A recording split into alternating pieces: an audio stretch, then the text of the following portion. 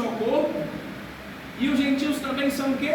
Participantes da promessa em Cristo por meio do Evangelho. Versículo 7: do qual fui feito o quê? Ministro pelo dom da graça de Deus, que me foi dado segundo a operação do seu poder. Então Paulo está dizendo aqui, ó, eu fui feito ministro. Ministro no grego significa servo ou diácono. Então Paulo está dizendo, eu fui feito servo pelo dom da graça de Deus, que me foi dado segundo o seu poder. Então ele está dizendo que ele recebeu o evangelho da graça através do poder de Deus. E qual é o poder de Deus que atua na igreja hoje? É o Espírito Santo. Então Paulo está dizendo, eu sou ministro de Cristo e recebi o evangelho da graça através da revelação de quem? Do Espírito Santo. Então Paulo foi selado com o Espírito Santo para anunciar aos gentios esse evangelho da graça. É o que o versículo 7 trata. Agora Atos capítulo 9, versículo 13 e 16, para corroborar com o que Paulo diz no versículo 7, diz assim: e respondeu Ananias, Senhor, há muitos ouvi acerca desse homem, quantos males ele tem feito aos teus santos em Jerusalém, e aqui tem poder dos principais sacerdotes para prender a todos que invocam o teu nome. Ananias está falando de Paulo. Disse-lhe, porém, o Senhor: vai, Ananias, porque esse é para mim um vaso escolhido, para levar o meu nome diante dos gentios, e dos reis, e dos de Israel, e dos filhos de Israel, e eu lhe mostrarei quanto ele deve padecer pelo meu nome. Então Paulo, irmãos, os teólogos dizem que Paulo foi o 13º discípulo de Cristo, escolhido a dedo por Deus para propagar o evangelho da graça. Versículo 8, leia comigo: a mim, o mínimo de todos os santos. Olha que lindo, irmãos, isso. Paulo, ele desce aos níveis do mais simples homem. A mim, o mínimo de todos os santos, me foi dada esta graça de anunciar entre os gentios, por meio do evangelho, as riquezas insondáveis de Cristo. Então, pera lá, Paulo está dizendo assim, ó, eu sou o menor dos servos, eu sou o menor dos apóstolos, eu sou o menor dos discípulos. Olha que ousadia, irmãos, o apóstolo Paulo. Haja vista que ele era um homem poliglota, um homem estudado, doutorado, um teólogo nato, tinha respaldos e respaldos de Jerusalém, mas ele se humilha ao ponto de dizer: me foi dada esta graça. Por que foi dada essa graça a ele? Porque Paulo, ele foi o quê? Perseguidor. Paulo tinha sangue em suas mãos. É por isso que ele, em um ato de humildade, ele diz em palavras no versículo 8: a mim, o mínimo de todos os santos, me foi dada esta graça de anunciar aos gentios, por meio do evangelho, as riquezas insondáveis de Cristo. Agora, eu quero que você anote isso aí, para a gente aqui caminhar para o final. Quais são essas riquezas insondáveis que Paulo trata na última parte do versículo 8? Paulo está dizendo que foi dado a ele essa graça de quê? De anunciar o evangelho, de anunciar aos gentios, por meio do evangelho, as riquezas insondáveis de Cristo. Elianai Cabral, fazendo um comentário sobre esse livro, sobre a carta de Paulo aos Efésios, ele trouxe aqui de forma rica essas 7 riquezas que Paulo vai tratar aqui no versículo 8, as riquezas incompreensíveis de Cristo. A primeira riqueza incompreensível de Cristo são as riquezas da sua glória essencial. Como assim? Igual ao Pai. Ele foi criador de todas as coisas, recebedor do culto da honra devidos à sua divindade. Então, a primeira riqueza, as riquezas da sua glória. Então, é esse evangelho que Paulo está tratando aqui no versículo 8. Foi-me dado esta graça por meio do evangelho de anunciar essas riquezas incompreensíveis. Que riquezas são essas? Paulo anuncia as riquezas da glória essencial. A prova disso foi o que Paulo escreveu para os Colossenses, capítulo 1, versículo 16. Porque nele, em Cristo, foram criadas todas as coisas, as que estão nos céus e na terra, visíveis e invisíveis, tronos, potestades, dominações, principados, tudo foi criado por ele. Ele é antes de todas as coisas, e todas as coisas subsistem a ele. Paulo conclui: porque dele, por ele e para ele são todas as coisas. A primeira riqueza são as riquezas insondáveis da sua glória. A segunda riqueza, as riquezas do seu próprio empobrecimento voluntário por amor de nós. Ou seja, ele sendo rico, ele sendo glorioso, deixou a sua glória, esvaziou-se de si mesmo e, tomando a forma de homem, entregou-se por amor a nós. A segunda riqueza, a riqueza do seu próprio empobrecimento, da sua humildade, foi o que Paulo tratou em Filipenses, capítulo de número 2, versículos 5 e 8. A terceira riqueza, as riquezas da sua moral. Por que moral? Porque ele foi manifesto como um homem. Isaías, ele diz, no capítulo 53, que ele era um homem experimentado em dores, um homem trabalhador, um homem que foi como nós, mas sem pecado, sem mancha, sem mácula. Quarta riqueza, a riqueza da sua morte, ou seja, através da sua morte, ele nos deu vida. Quinta riqueza, as riquezas da sua glória como mediador, ou seja, Cristo intermediou as nossas intercessões ao Pai, e através dele os nossos pecados foram expiados. Sexta riqueza, a riqueza da sua presença entre o seu povo, ou seja, conosco. É o que ele disse em Mateus capítulo 28, versículo 20: eis que eu estou convosco até o que? A consumação dos séculos. Sétima riqueza, a riqueza da sua volta e do seu reino. Um dia ele voltará para buscar a sua igreja. Glória. Foi o que Paulo tratou em 2 Tessalonicenses, capítulo 1 Tessalonicenses, capítulo 4, versículo 16. E há de ser que esse mesmo Senhor descerá do céu com um alarido, voz de arcanjo, trombeta de Deus. E o que mais? Os que morreram em Cristo, fez o que? Ressuscitarão primeiro. Depois a igreja, que foi lavada, remida, comprada a preço de sangue, será arrebatada, e ela se encontrará com ele nos ares, e com ele morará para sempre. Glórias. Então, 7 riquezas que Paulo traz para nós. Vamos lá, versículo 9: e demonstrar a todos qual seja a dispensação do mistério, que desde os séculos esteve oculto em Deus. Então, é essa dispensação da graça que esteve oculto em Deus. Qual é esse mistério que esteve oculto em Deus? Foi o que o pastor leu aí, irmãos, em Colossenses, capítulo 1, versículo 24 e 28. Anota aí essa referência. Diz assim: agora me alegro nos meus sofrimentos por vós, e completo no meu corpo o que resta de sofrimento de Cristo, por amor do seu corpo, que é a igreja, do qual me tornei ministro segundo os chamados de Deus, que me foi concedido para convosco, a fim de tornar plenamente conhecida a palavra de Deus. Versículo 26: o mistério que esteve oculto durante os séculos de gerações, mas que agora foi manifestado aos santos, a quem Deus entre os gentios quis dar conhecer as riquezas da glória desse mistério, a saber, que mistério é esse? Cristo em vós, esperança de glória. Esse mistério esteve oculto, mas quando veio Cristo, foi revelado em nós. Versículo 10: para que agora, pela igreja, a multiforme sabedoria de Deus seja conhecida dos principados e potestades. Olha, irmãos, isso aqui é lindo, irmãos.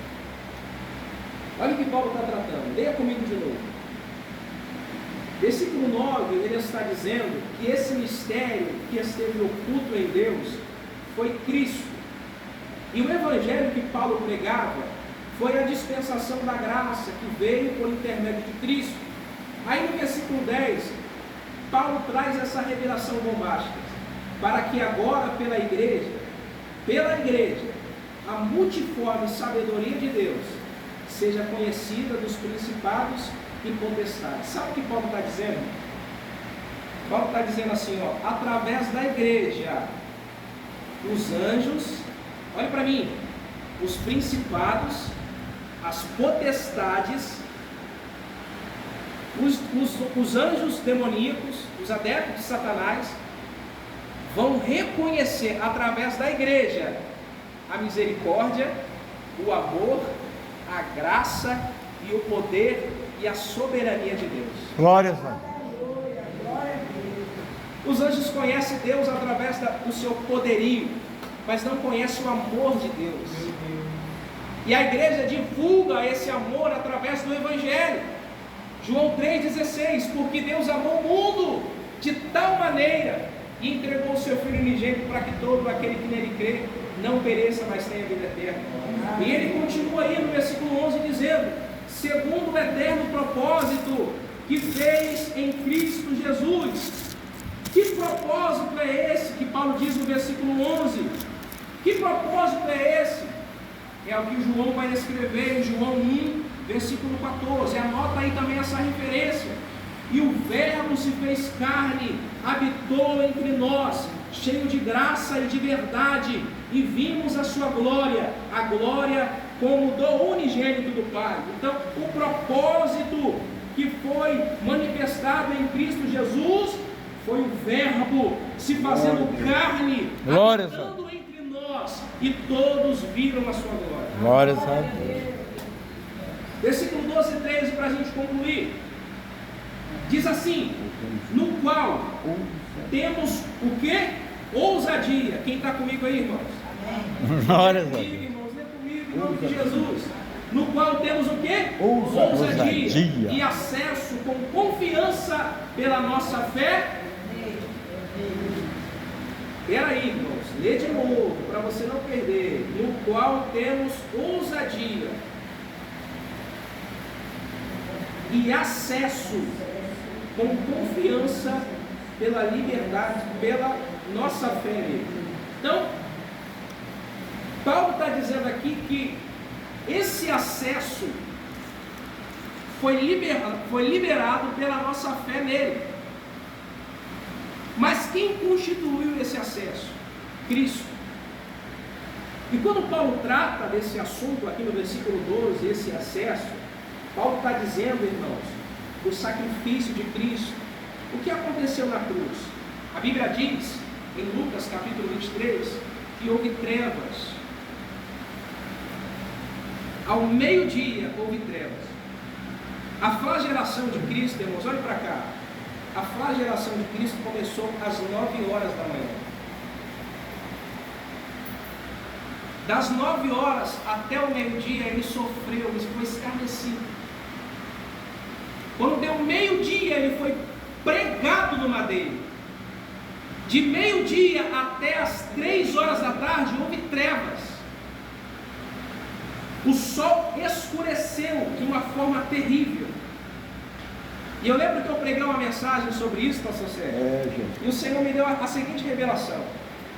Essas trevas que houve ao meio-dia, irmãos, ao meio-dia, quando o sol está escaldante, é muito claro, né, irmãos?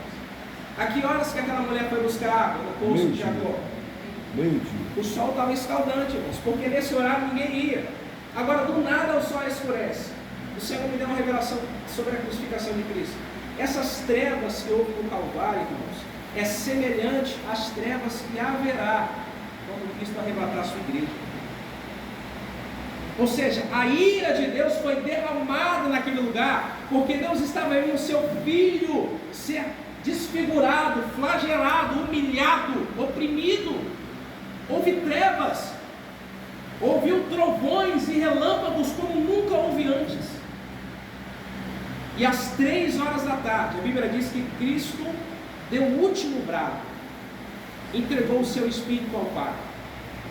Após isso, o que aconteceu? As pedras se romperam, se fenderam. E o véu do templo fez o quê? Simbolizando o acesso que agora a humanidade vai ter para com Deus. Glória a Deus. Não precisa mais de sumo sacerdote, irmãos, para interceder por nós. Nós agora temos o acesso. Esse é o acesso que Paulo está tratando aqui no versículo 12, no qual temos ousadia, alegria e acesso e liberdade nessa confiança pela fé nele. Hebreus capítulo 10, versículo 19 e 23, anota aí também essa citação, diz assim: portanto, meus irmãos, tendo ousadia para entrar no santuário, pelo sangue de Jesus, pelo novo e vivo caminho, que ele nos abriu por meio do véu, isto é, pela sua carne, tendo um grande sacerdote sobre a casa de Deus, aproximemo-nos com um coração sincero, em plena certeza de fé, tendo o coração purificado da má consciência e do corpo lavado com água pura, guardemos a firme confissão da esperança, sem vacilar, porque quem fez a promessa é fiel para cumprir. Glória a Deus. Esse acesso, irmãos, foi o véu do templo sendo aberto de alto a baixo, e agora o homem poder chegar com confiança ao trono da sua graça. Qualquer homem, em qualquer lugar do mundo, ele tem a liberdade de comunicar a tua necessidade ao Pai, e na mesma hora, Cristo o socorrer, perdoando e escolhendo para o seu fim. Versículo agora 13, para a gente concluir. Portanto, vos peço que não desfaleçais. É uma exortação. Portanto, vos peço que não desfaleçais nas minhas tribulações por vós, que são a vossa glória. Então, Paulo, ele finaliza aqui, no versículo 13, exortando, incentivando os cristãos a não desanimarem, a não desfalecerem. Por quê? Porque quem estava preso era Paulo, e não eles. E a prisão de Paulo estava chegando a eles como um pergaminho de instruções. Paulo precisava estar preso em uma prisão domiciliar para que essa epístola pudesse chegar aos cristãos. O contexto diz que a igreja de Éfeso estava enfraquecendo. Para finalizar, irmãos, se o pastor me permite, abra aí comigo o Apocalipse.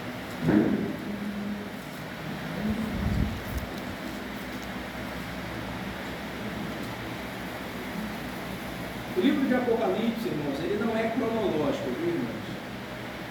Os acontecimentos que relatam todo o período histórico de Apocalipse não é cronológico, ou seja, não é por etapas.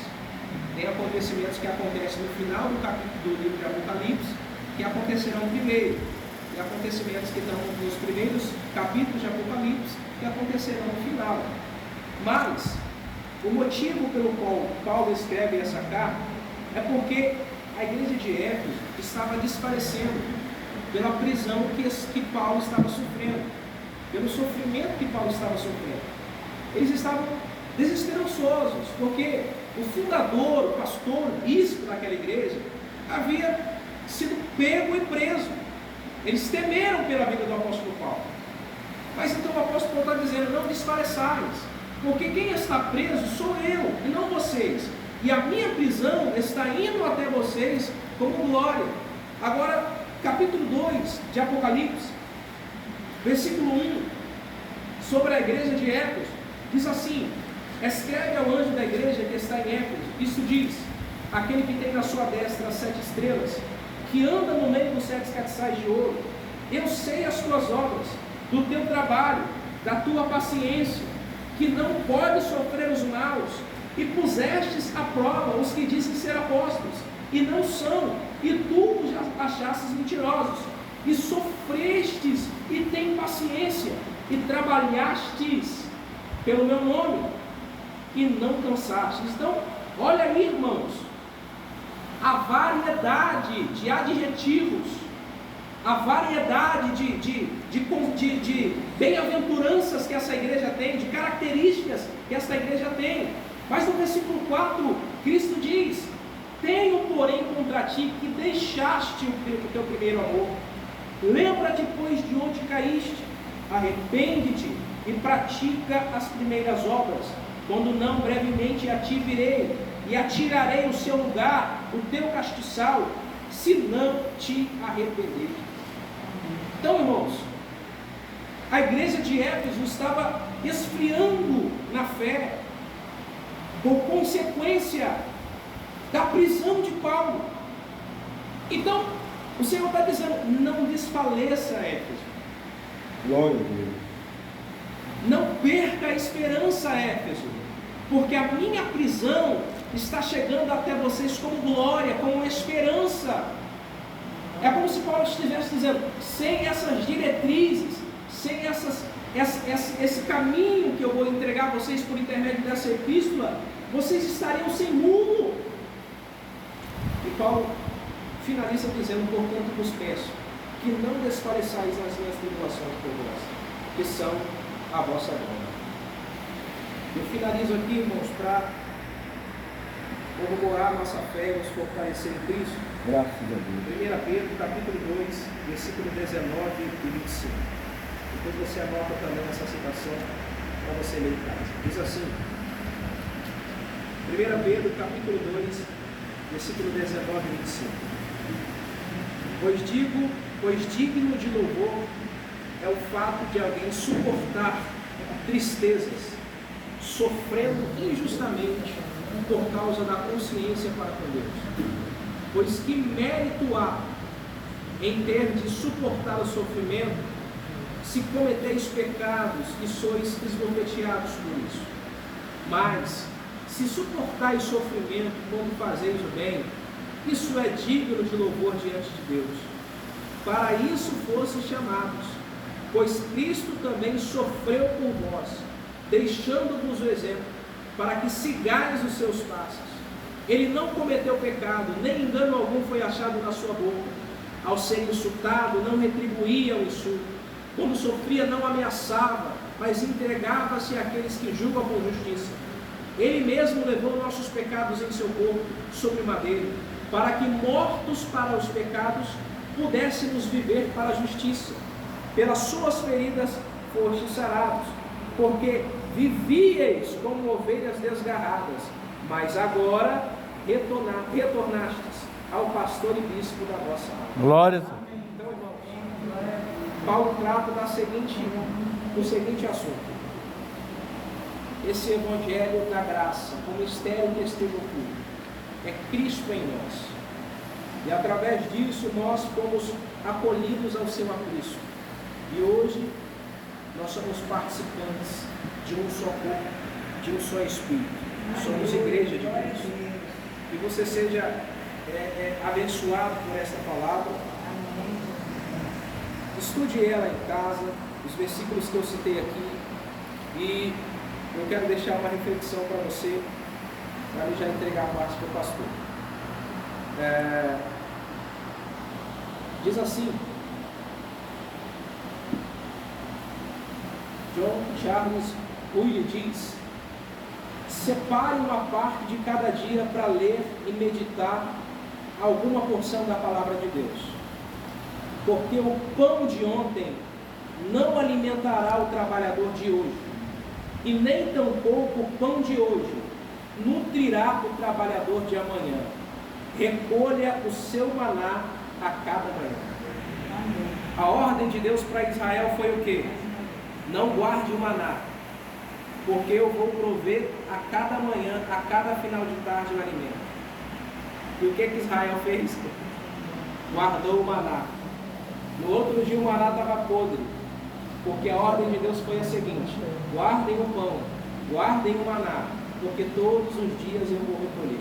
Então o segredo é: recolha o maná, faça uso da palavra de Deus todos os dias, leia a palavra de Deus todos os dias, para que você possa então nutrir forças em Deus. Amém? Amém.